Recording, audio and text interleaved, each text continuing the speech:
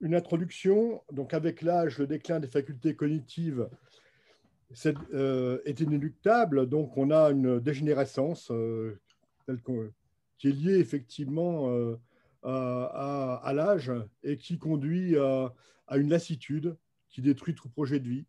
Et donc, les progrès de l'intelligence artificielle, on l'a déjà vu un petit peu, permettent de stimuler la cognition et de retarder effectivement ce déclin, voilà, tel qu'on va le voir maintenant.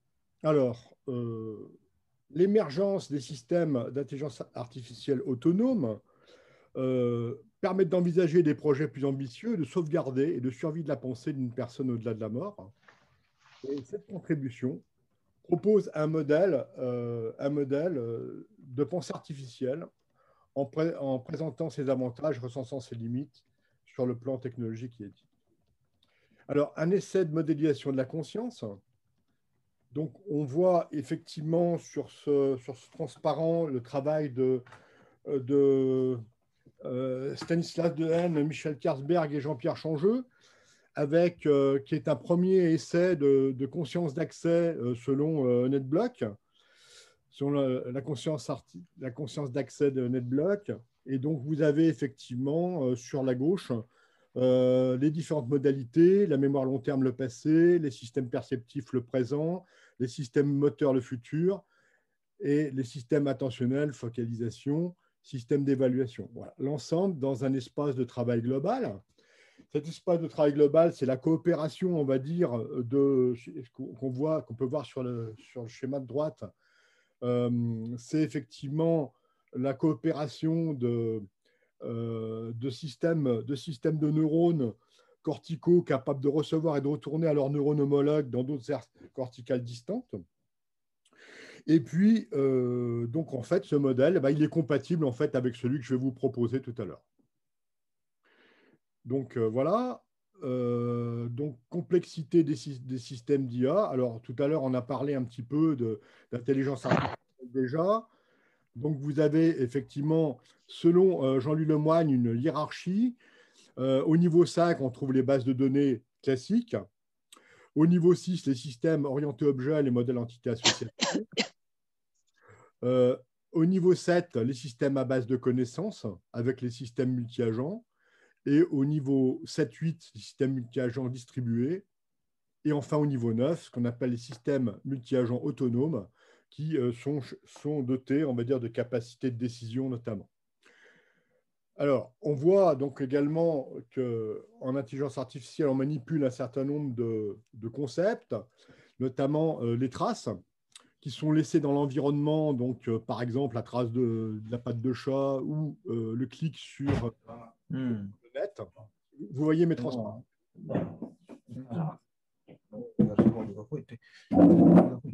Ensuite, une donnée et une caractéristique correspondant à un acteur ou un objet, des connaissances qui sont des conduites à tenir avec des heuristiques, des méthodes reproductibles de résolution de problèmes, et puis des métaconnaissances qui en fait nous permettent de choisir quel type de connaissances sont utilisées pour résoudre un problème. Par exemple, comment faire un diagnostic, comment établir un traitement. On a vu des exemples tout à l'heure, notamment en diabétologie. Alors, dans les années 80 sont apparus les premiers systèmes experts, qui sont les pionniers, on va dire, de l'intelligence artificielle en médecine en France. SAM d'Olivier Gaspiel pour le traitement du diabète, Sphinx pour le traitement des ictères à Marseille. Moi-même, dans ma thèse pour l'antibiothérapie médicale au CHU de Lyon. Pierre Lebeu, donc sur rubiole et grossesse, conduite à tenir à Rennes. Et puis Tropicaïde pour la médecine tropicale en 1986 par Auvert et Garter. Et enfin Diabéto également, comme exemple, en 87 sur le système expert d'aide aux soins des diabétiques au CHU de Toulouse. Donc maintenant, sur l'intelligence artificielle autonome, ça met en ordre ce qu'on appelle des systèmes multi-agents dont je parlais un petit peu tout à l'heure.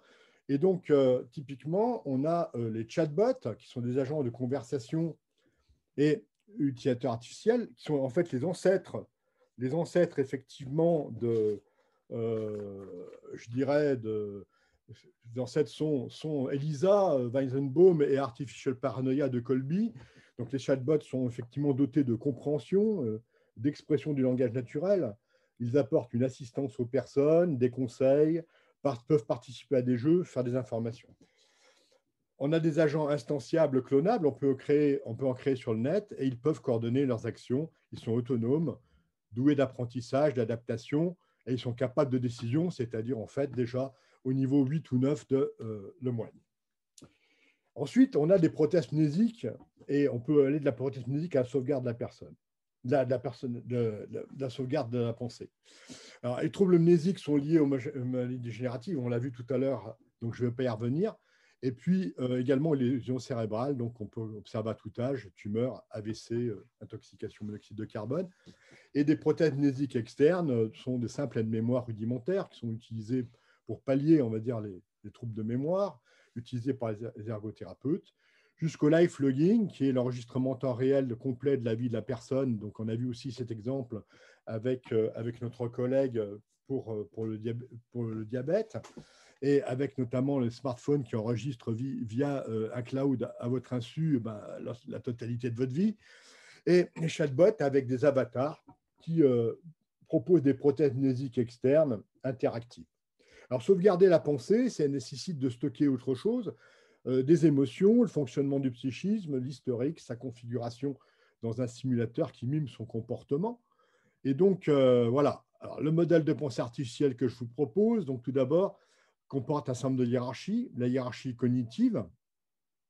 Alors, selon les travaux de Jeff Hawkins et de Vernon Mountcastle, on trouve effectivement ici les différentes modalités sensorielles, lui, la vue, le toucher, l'odorat et le goût, qui sont effectivement, par des voies ascendantes, décodées dans les différentes parties du cortex cérébral. Et puis au sommet, donc, on a l'hippocampe qui est ce qu'on appelle une aire d'intégration de ces différentes modalités, et avec, bien entendu, des boucles récursives qui permettent à chaque niveau de vérifier la pertinence, effectivement, des perceptions qui sont faites. Alors, le modèle qui est ici est un modèle informatique qui reprend, on va dire, un petit peu cette organisation, avec des opérateurs de composition sur les perceptions, les émotions, les formes, les patterns, les objets concrets, les signes, et donc jusqu'aux expériences de vie qui sont représentées donc, sur cette couche symbolique. Donc, on a une émergence, effectivement, des objets du système. Et puis, on a une hiérarchie linguistique. Alors, il faut regarder un petit peu l'anatomie du cortex cérébral, avec notamment ici, on a les aires, effectivement, de la linguistique qui sont bien connues, les aires de Wernicke, ici 22, et les aires de Broca 44-45, avec le faisceau arqué qui les réunit et qui, en fait, unifie, on va dire, l'aptitude grammaticale, l'expression verbale de l'aire de Broca, avec l'aptitude sémantique de l'aire de Wernicke. Alors, donc, le modèle de hiérarchie linguistique reprend justement un petit peu cette organisation, avec des opérateurs, donc on a au plus bas, on a des symboles, donc des lettres, non-verbes, ensuite des phrases, des textes, donc on voit effectivement une agrégation, une composition, d'accord, voilà. Des opérateurs linguistiques qui nous permettent de constituer des ontologies de connaissances, de représenter des objets abstraits avec leurs caractéristiques. Ici, vous avez l'opérateur appartient à. Et donc, on a la possibilité de créer du signifié au sens de deux saussures. Alors, les deux pyramides que j'ai présentées précédemment sont interconnectées par des opérateurs de synthèse, ici représentés par l'opérateur X, qui en fait est l'opérateur de déduction, induction, abduction, subduction, donc ce qu'on appelle les modes de raisonnement, l'analogie aussi, ce sont les modes de raisonnement et qui permettent justement la connexion entre les perceptions à gauche et la pyramide linguistique à droite. Alors, maintenant, les émotions. Alors, sur les émotions, il existe des modèles, notamment le modèle d'Orton-Clare-Collins qui a été proposé en 2008, avec des couples émotionnels qui sont effectivement, en gros, des couples positifs, négatifs, donc être heureux, avoir du ressentiment, se réjouir, avoir de la pitié, espérance, peur, joie, tristesse, etc. Et donc, par exemple, je peux représenter pour un individu comme Paul, eh bien, la relation aux objets. Par exemple, je suis allergique aux fraises, là, ça ne se passe pas très bien. J'aime la glace à la vanille, là, effectivement, j'ai une valeur plus 0,7 hein, grâce à une fonction d'évaluation. Et puis, je ne suis pas très content de moi, j'ai eu une mauvaise note en mathématiques, moins 0,6. Voilà. Par contre, papa m'a offert le cinéma et par contre, maman m'a demandé de ranger ma chambre et je n'aime pas beaucoup ça. Voilà. Merci de parler un petit peu moins vite. Ah oui, d'accord. Ouais. Okay. Alors, le modèle de pensée artificielle avec un psychisme artificiel, donc j'essaie de tenir 15 minutes. Hein, donc, voilà.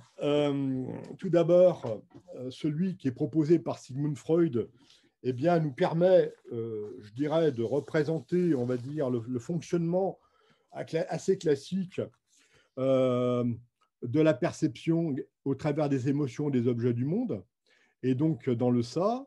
Ensuite, eh bien entendu, si les objets sont trop difficiles à supporter, je peux éventuellement les refouler, les réprimer dans la mémoire inconsciente. Et puis, j'ai le surmoi qui va effectivement intervenir pour juger, on va dire, hein, juger un petit peu de est-ce que je suis trop sévère avec cet objet ou avec cette personne. Et donc, le tout va conduire à une décision du moi qui va générer, par exemple, ou non, une action en fonction des objets et des situations. Voilà, donc très rapidement, hein, bien sûr. Alors, donc, on peut voir sur ce transparent qu'il y a en fait 3 boucles dans le monde. Une boucle phylogénétique très lente, c'est-à-dire en fait qui est en fait la mémoire des espèces, notamment par exemple le fait que les souris ont peur des serpents, et ça c'est naturel, voilà. Et puis une boucle d'apprentissage psychologique lente à l'échelle de la vie, où on apprend effectivement à mémoriser les expériences, les émotions qui sont fastes, les émotions qui sont néfastes. Et le cerveau réagit, bien entendu, à ces situations. Voilà, donc c'est effectivement la boucle qui est en bleu. Et la boucle qui est en rouge, qui est ce qu'on appelle une boucle émotionnelle rapide et immédiate, où nos émotions, la perception des objets et des situations, notre aptitude à les appréhender, eh bien, a lieu effectivement dans cette boucle qui est ici en rouge. Voilà. Donc, bien entendu, il faudrait beaucoup plus de temps pour vous la détailler. En informatique, comment on fait ça? Eh bien, on implémente ça avec un automate d'état fini qui, grâce aux états émotionnels, va pouvoir prendre des décisions, Par exemple, ne rien faire concernant un objet, fuir cet objet parce qu'il est menaçant. On peut essayer de le détruire, ou on peut essayer de se protéger de l'objet. Voilà, donc ces différentes aptitudes, on peut en avoir éventuellement d'autres. Hein. Là, il y en a 4 représentées. Donc voilà, excusez-moi, ces différentes attitudes peuvent bien entendu se produire en fonction de l'état émotionnel. Alors, quelles sont maintenant les limites d'un tel modèle? Le zen, effectivement, montre que c'est un holisme total, on ne peut pas diviser le monde en parties. Et selon le maître Zen Mumon, nous ne pouvons le dire avec les mots, mais aussi nous ne pouvons le dire sans les mots. Et Douglas Hofstadter, en 1985, avait déjà montré que croire effectivement aux mots pour atteindre la vérité, c'est croire à un système formel qui est continuellement incomplet. Donc, Jiddu Krishnamurti, qui est un philosophe, propose 2 formes de pensée. Alors, la première, c'est une réaction de la mémoire qui contient toute l'expérience de l'humanité, de la phylogénèse, et aussi de notre expérience depuis notre naissance, épigénèse, et dans un cycle d'apprentissage, expérience, savoir, mémoire, pensée, action, etc., eh bien, conduit à une limitation par le temps, nécessairement le temps de la vie, rationnel, individualiste, avide de pouvoir et de progression, inféodé au savoir que nous sommes, aux mots qui nous divisent, et cette division qui en fait engendre toute souffrance, tous les maux du monde. Alors, dans cette deuxième forme de pensée, l'action-perception, nous portons simplement notre attention sur le monde, sans l'interpréter, sans le nommer, vierge de tout préjugé, en vivant cet instant présent, sans y penser ou le vouloir.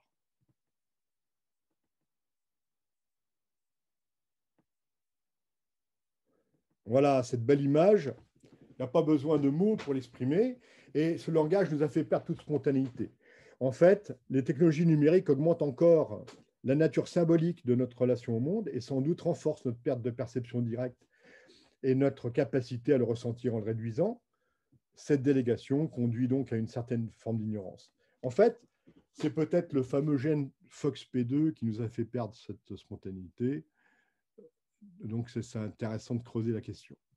Alors, en conclusion, l'intelligence artificielle est porteuse d'espoir. Elle est victime d'un effet d'horizon limité à cette pensée linguistique, celle du mentalais proposée par Pinker et Fodor. La pensée action-perception, l'attention active est inaccessible à l'IA. Elle est l'apanage de l'homme, elle est holiste. Elle permet de ressentir directement le monde sans spécialisation, sans division. Si la pensée, grâce à l'IA, a ses limites, la sauvegarde de cette pensée d'une personne constitue une manière de survivre en permettant une activité post-mortem. Voilà. Imaginez pouvoir bénéficier de la pensée de Mozart pour proposer des œuvres contemporaines, ça aurait été effectivement très intéressant, ou de la plume, par exemple, de Victor Hugo aujourd'hui. Si on avait effectivement une sorte d'avatar de Mozart ou de Victor Hugo, ça pourrait bien sûr être très intéressant.